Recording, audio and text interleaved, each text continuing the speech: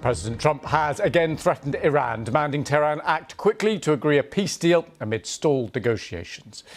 Writing on social media, Donald Trump said the clock was ticking and the Iranians should move fast or nothing would be left of them. Time is of the essence. Well, the message came as the president was due to speak with Israeli Prime Minister Benjamin Netanyahu on Sunday. Iranian media, meanwhile, reported the US has failed to make any concrete concessions in its response to Tehran's latest proposal to end the conflict. Our North America correspondent Joel Gunter has more. There is a sense that negotiations between Iran and America are now very much at a standstill.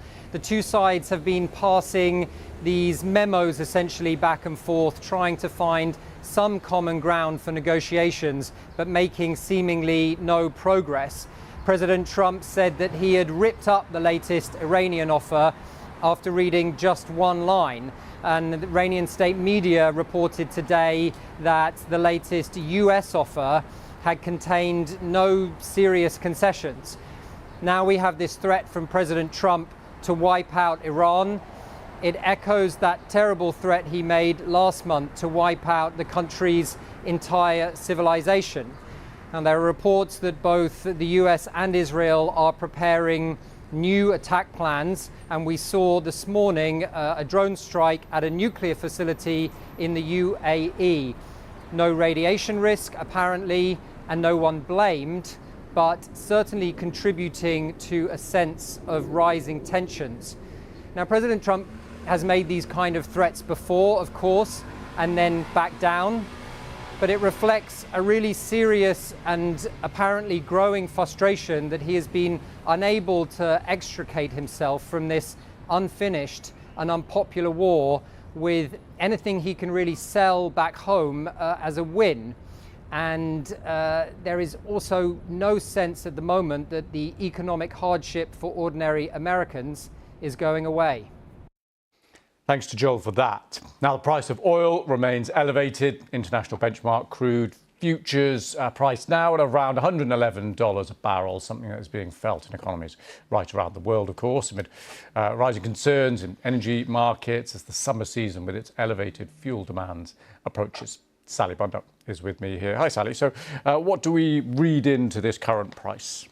Well, I mean, it's just gone below 111, actually. Right. So we basically saw the price of oil spike a little, up some 2% in overnight trading following that post on social media put there by President Trump, because the concern is that the stalemate continues between Washington and Tehran. There is no progress. And once again, the president is putting out some very bold warnings to Iran. And all the mood music that we're getting in financial markets is that we're stuck.